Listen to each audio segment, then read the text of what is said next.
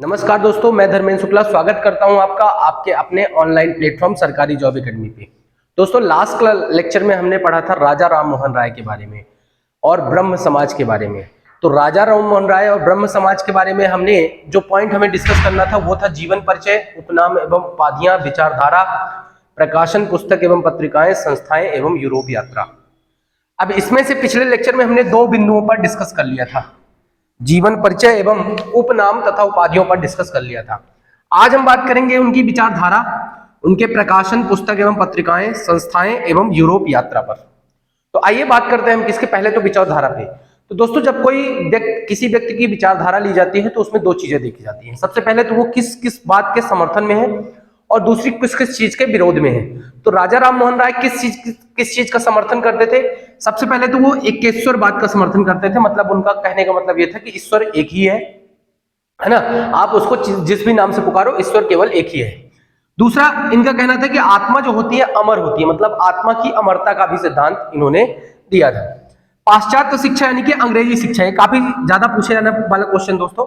इन्होंने अंग्रेजी शिक्षा का समर्थन किया था क्योंकि वो अंग्रेजी शिक्षा में कुछ अच्छी चीजें देखते, जैसे साइंस वगैरह थी, है ना, ज्योग्राफी वगैरह थी, तो उससे उनको लगता था कि कहीं ना कहीं इससे इंडियंस का फायदा होगा। तो ये अंग्रेजी एवं पाश्चात्य शिक्षा के समर्थन में थे। इसके अलावा ये विधवा पुनर्विवाह के समर्थन में थे, मतलब विधवा का फिर से विवाह होना चाहिए ये चाहते थे। इसके अलावा स्त्री उत्तराधिकार, स्त्री शिक्षा, सबसे पहले तो स्त्रियों को शिक्षा दी जानी चाहिए तथा उनको उनकी पिता की संपत्ति में हिस्सा मिलना चाहिए, मतलब स्त्री उत्तराधिकार के भी ये समर्थन थे। इसके अलावा दोस्तों ये उत्तराधिकार, अंतरजातीय विवाह के भी समर्थक थे और सर्वधर्म का समर्थन करते थे। तो इतनी चीजों के ये समर्थन में थे। यहीं से आपके क्वेश्चन पूछ लिए जाते, स्टेटमेंट देके दोस्तों पूछ लेगा एमपीपीएससी यूपीएससी में कि राजा राम मोहन राय इस चीज के समर्थक थे, इस चीज के विरोधी थे। तो आपको ये ध्यान में रखना है। अब विरोधी विरोधी मेनली थे ये सामाजिक एवं धार्मिक कुरीतियों के। ऑब्वियसली कोई अच्छी चीज का तो विरोध करेंगे नहीं, वो विरोध करेंगे किसी गलत चीज का या कुरीतियों का। तो सामाजिक कुरीतियों में उन्होंने जो विरोध किया था, किसका किसका विरोध किया था, आइए बात करते हैं हम। सामाजिक कुरीतियों में सबसे पहले और सबसे ज्यादा जो फेमस है राजा राम मोहन राय, वो फेमस है किसके लिए? सती प्रथा के लिए।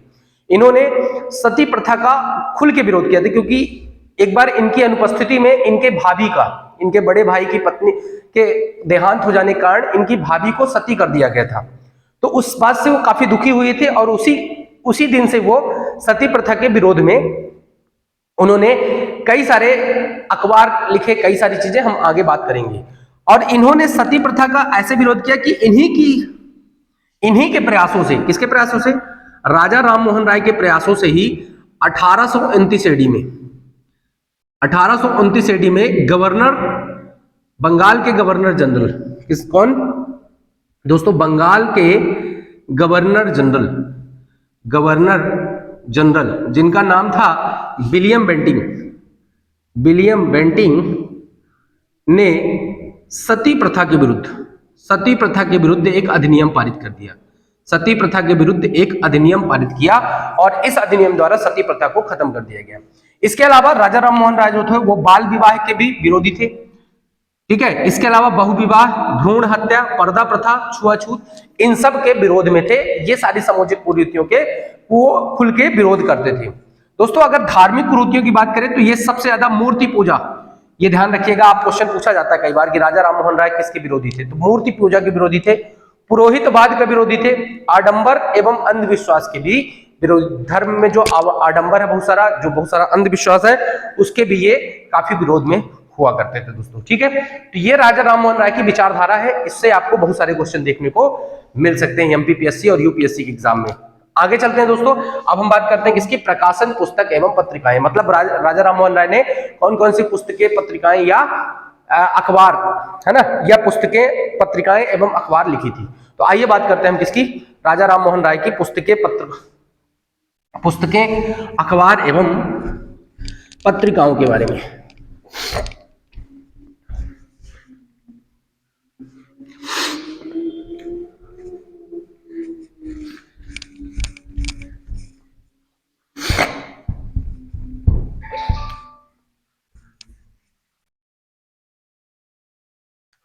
तो सबसे पहले हम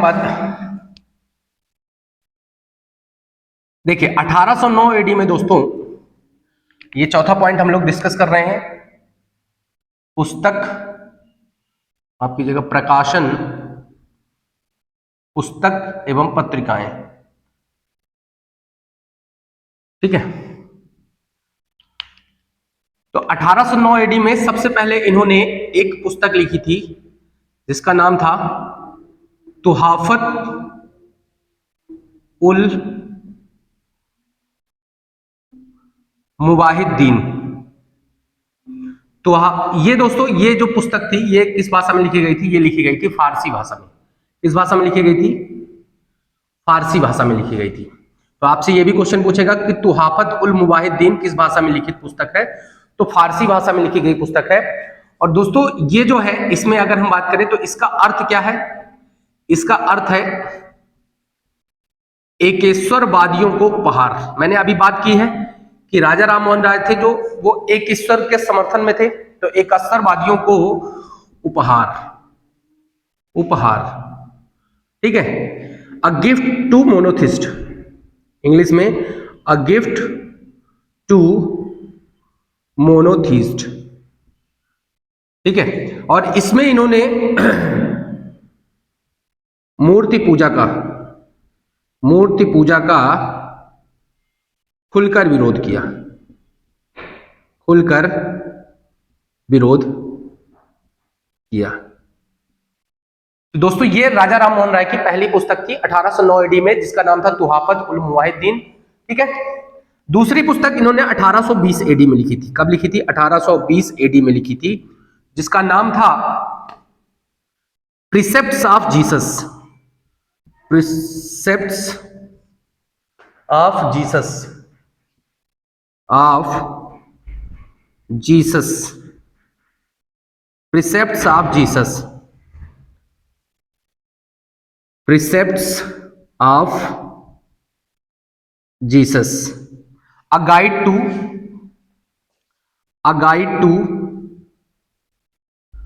टू हेल एंड हेवन।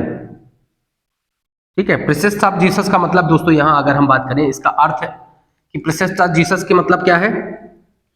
तो इसका अर्थ है, प्रिसेप्ट्स ऑफ जीसस की दोस्तों अगर हम बात करें तो इसका अर्थ है ईसा के नीति वचन। क्या है दोस्तों? ईसा के नीति वचन, ईसा के नीति वचन, ईसा के नीति वचन, नीति वचन, इसमें इन्होंने। और ये जो दोस्तों ये किस भाषा में लिखे गए थे? ये भी आप ध्यान रखिएगा कि ये अंग्रेजी भाषा में लिखी गई पुस्तक थी, अंग्रेजी भाषा में लिखी गई पुस्तक थी, अंग्रेजी लैंग्वेज में लिखी गई थी। और इसमें क्या किया था इन्होंने इस पुस्तक में इन्होंने क्रिश्चियन मिशनरी या ईसाई मिशनरियों का, क्रिश्चियन मिशनरी एवं ईसाई धर्म में व्याप्त कुरीतियों को उजागर किया था। ये आपको ध्यान रखना है। अच्छा, ये प्रिसेप्ट्स ऑफ जीसस जो है दोस्तों, इसको लंदन में प्रकाशित भी किया गया था और लंदन में काफी ज्यादा फेमस भी हुई थी ये। तो 1823 में एडी में इस पुस्तक को लंदन में जॉन डिग्बी की मदद से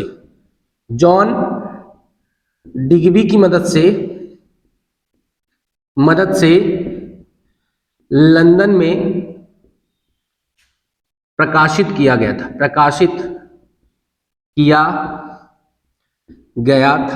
जॉन डिग्बी की मदद से लंदन प्रकाशित किया गया था। और ये काफी ज्यादा वहां फेमस भी हुई थी ये पुस्तक दोस्तों। ठीक है, इसके बाद अगर हम बात करें दोस्तों, तो इसके बाद हम बात करेंगे अगली, इसको मिटा देता हूं मैं। अगली जो इनकी मैगजीन थी उसका नाम था, ये दोनों पुस्तकें थी। फिर इसके बाद इन्होंने एक मैगजीन निकाली, उस मैगजीन का नाम था ब्रह्मनिकल मैगजीन। क्या नाम था दोस्तों उसका? ब्रह्मनिकल मैगजीन। तो 1820 एडी में ही इन्होंने 1820 एडी में इन्होंने ही, ईस्वी में ही इन्होंने एक मैगजीन निकाली जिसका नाम था ब्रह्मनिकल मैगजीन, मैगजीन या पत्रिका, ब्रह्मनिकल पत्रिका, ब्रह्मनिकल मैगजीन या पत्रिका। और ये दोस्तों जो पत्रिका थी ये थी अंग्रेजी भाषा में। किस भाषा में थी?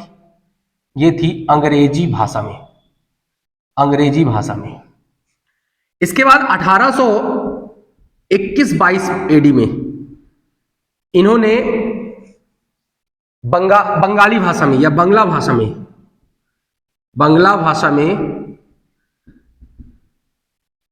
एक अखबार निकाला दोस्तों। क्या निकाला? बंगला भाषा में एक अखबार निकाला।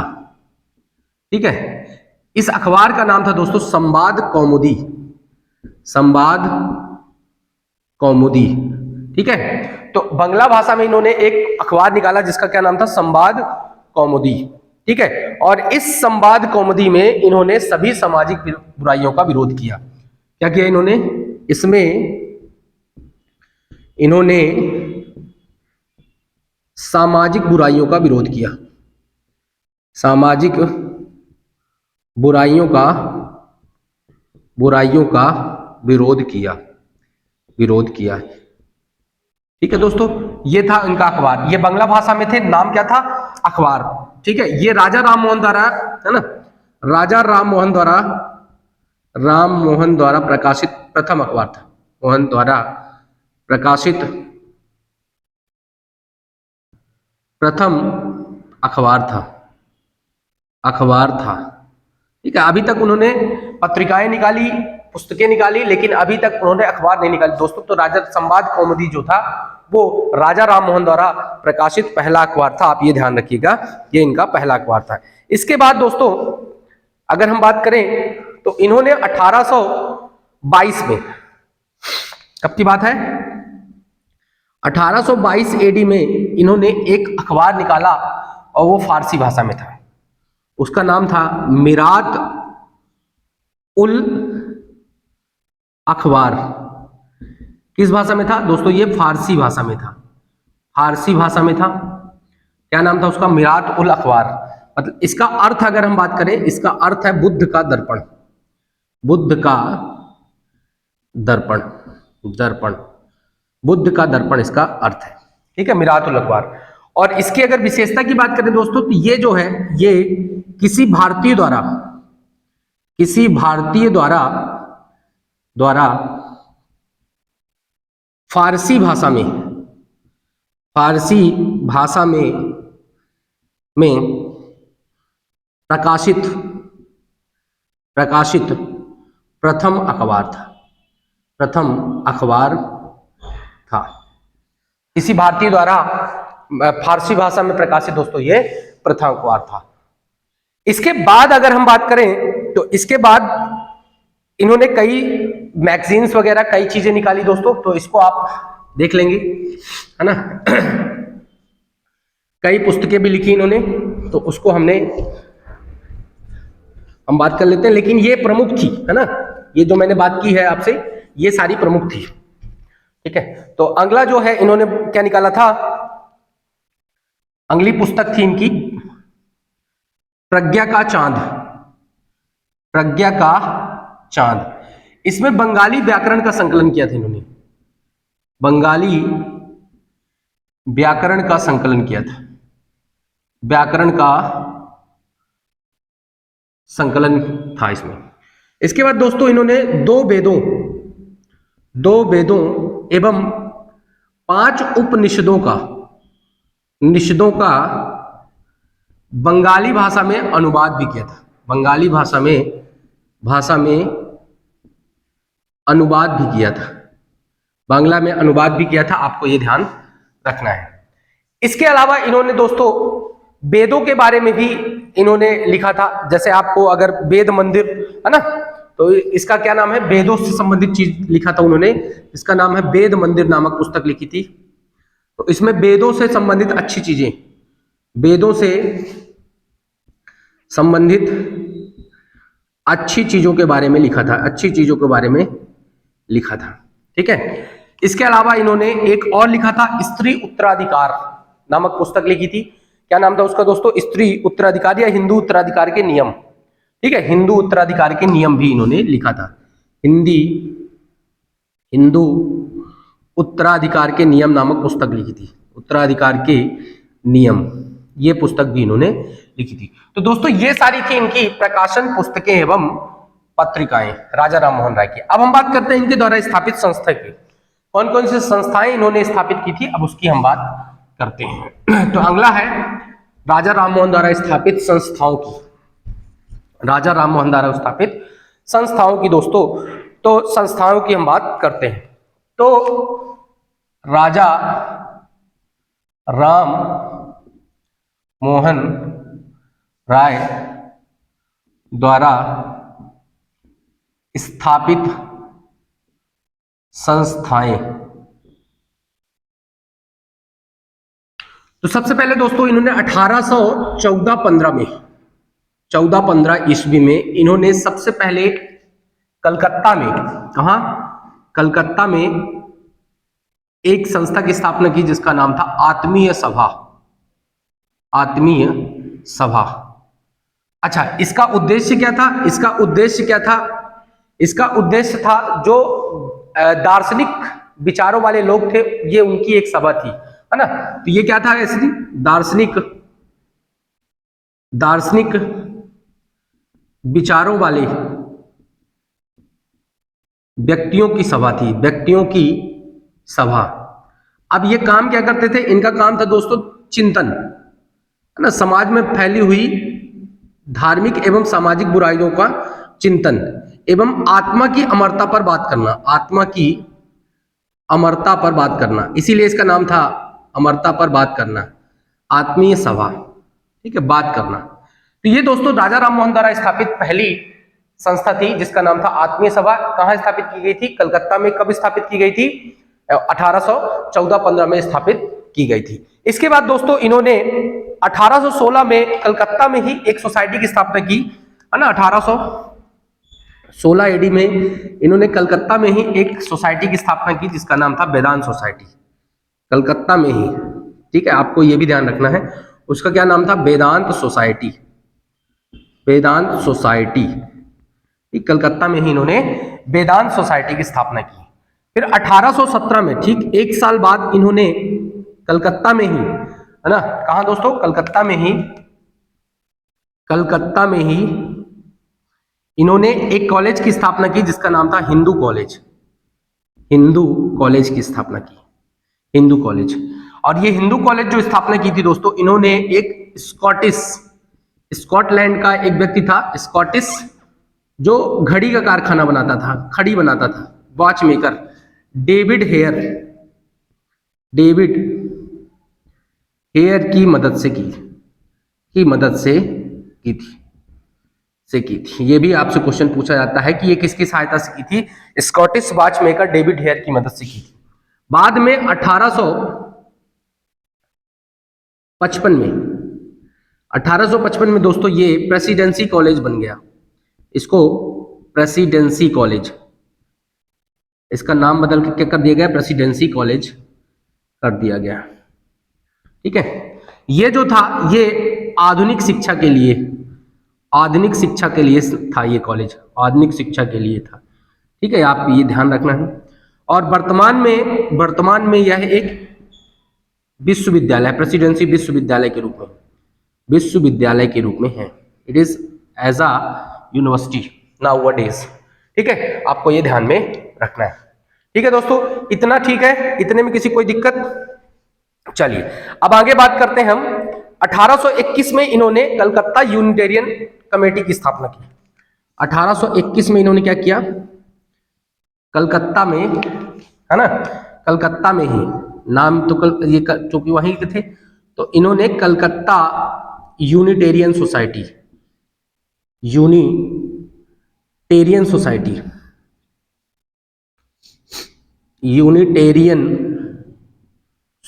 की स्थापना की। और इसका उद्देश्य था एकेश्वरवाद का प्रचार। उद्देश्य क्या था? एकेश्वरवाद का प्रचार। ठीक है, कि ईश्वर एक ही है, इस बात को बताने के लिए इन्होंने 1821 एडी में कलकत्ता यूनिटेरियन सोसाइटी की दोस्तों स्थापना की थी। इसके बाद 1822 में इन्होंने एंग्लो हिंदू कॉलेज की स्थापना की, जिसका मेन उद्देश्य था पाश्चात्य शिक्षा। ठीक है, तो 1822 में 1822 में कलकत्ता में ही इन्होंने 1822 में कलकत्ता में इन्होंने एंग्लो हिंदू कॉलेज की स्थापना की। हिंदू कॉलेज की स्थापना की, जिसका उद्देश्य क्या था? जिसका उद्देश्य था अंग्रेजी शिक्षा का प्रसार। ठीक है, ध्यान रखिएगा। ठीक है, इसके बाद दोस्तों इन्होंने ठीक 6 साल बाद इन्होंने कलकत्ता में ही, यानी कि 1828 एडी में कलकत्ता में ही इन्होंने एक समाज की स्थापना की, एक नए इंस्टीट्यूट की स्थापना की, जिसका नाम था ब्रह्म समाज। आपकी जगह ब्रह्म सभा की स्थापना की।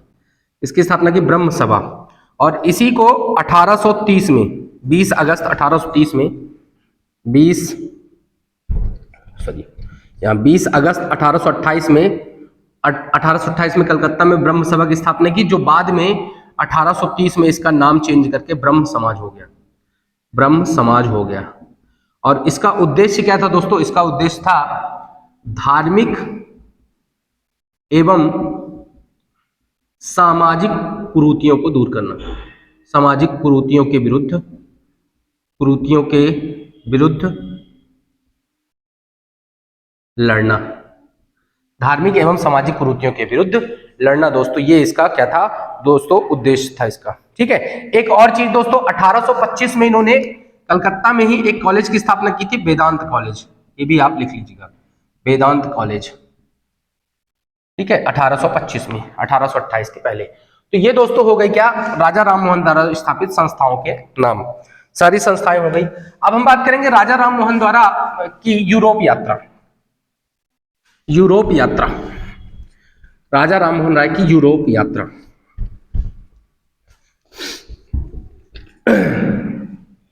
राजा राम मोहन राय की यूरोप यात्रा। तो दोस्तों अगर हम यूरोप यात्रा की बात करें तो राजा राम मोहन राय जो है वो यूरोप किसके कहने पे गए थे? आपको ये पता ही होगा, बहुत अच्छे से आप लोग जानते होंगे। अगर नहीं जानते तो आइए बात करते हैं। तो राजा राम मोहन राय की बात करें यूरोप यात्रा की, तो 1830-31 में 30-31 एडी में अकबर द्वितीय दोस्तों कौन था? मुगल सम्राट था।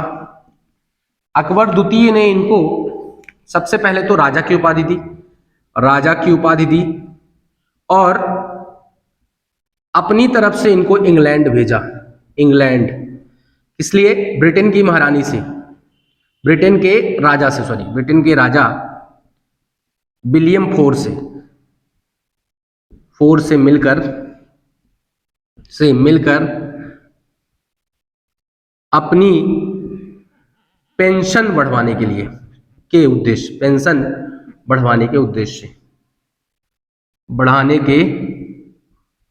उद्देश्य।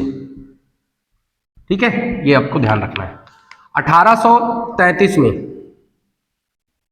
वहीं ब्रिटेन के लंदन के निकट एक शहर है दोस्तों, जिसका नाम है ब्रिस्टल। वहीं इनकी मस्तिष्क ज्वर से मृत्यु हो गई। क्या हो गई? मृत्यु हो गई। और यहीं इनकी समाधि भी है। इनकी समाधि भी यहीं भी है। और यहीं दोस्तों काले पत्थर की 2 मंजिला ऊंची इमारत, 2 मंजिल ऊंची मूर्ति भी है। इनकी मूर्ति भी है राजा राम मोहन राय की। तो दोस्तों ये था पूरा कंप्लीट डिटेल राजा राम मोहन राय के बारे में। नेक्स्ट लेक्चर में हम लोग बात करेंगे ब्रह्म समाज के बारे में, कैसे ब्रह्म समाज का डेवलपमेंट हुआ। ये सारी चीजें हम नेक्स्ट क्लास में पढ़ेंगे। राजा राम मोहन राय के बारे में हमने सारी चीजें, जीवन परिचय, उपनाम, उपाधियां, विचारधारा, प्रकाशन, पुस्तक, पत्रिकाएं, संस्थाएं, यूरोप यात्रा, ये सारी चीजें हमने कर ली है। इजाजत दीजिए दोस्तों। Thank you very much.